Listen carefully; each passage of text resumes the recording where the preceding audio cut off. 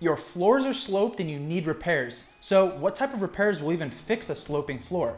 Today, you will learn how to fix sloped floors correctly the first time.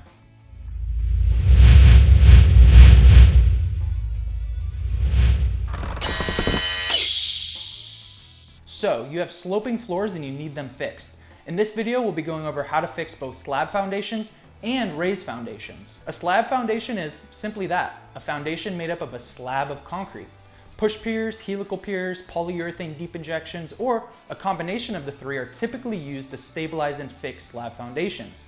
Each of these repair methods have differences in how they're installed, but they're all working to achieve the same exact goal of stabilizing the foundation to prevent future settling or movement by bypassing those expansive soils sitting right there at the surface. Push piers are first mounted on the footing of the home, then hydraulically pushed into the ground, leveraging the weight of the home to push off of. Helical piers are installed a little bit differently. They have a drive head or a torque motor that spins the helical into the ground like a giant corkscrew. Once the helical is driven down to competent soil, the team can then mount the bracket to the home's foundation and transfer the weight of the home to those piers. Polyurethane injections look much different than both push piers and helicals in that it's not made up of galvanized steel, but rather structural expanding foam. All that's needed are dime-sized holes drilled through the concrete into the soil in the areas where injections are needed.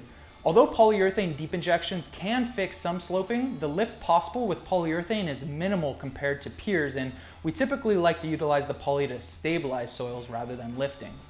For a raised foundation, there are a few ways to fix a sloped floor. All of the same exact methods that are used for slab foundations can be used to repair a raised foundation, but there are also a handful of additional variables that could be causing sloping floors in raised foundations compared to slab foundations. The first of these additional variables is post and pad repair. This usually can be accomplished within a day with our crew simply removing and replacing the home's posts and pads.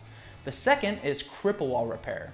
The cripple wall could take multiple days to repair and replace, and we can also retrofit the cripple wall so it's a little bit more stable during seismic activity. The third is girder beam repair. Repairing a girder beam is usually done while we're also performing post and pad repair.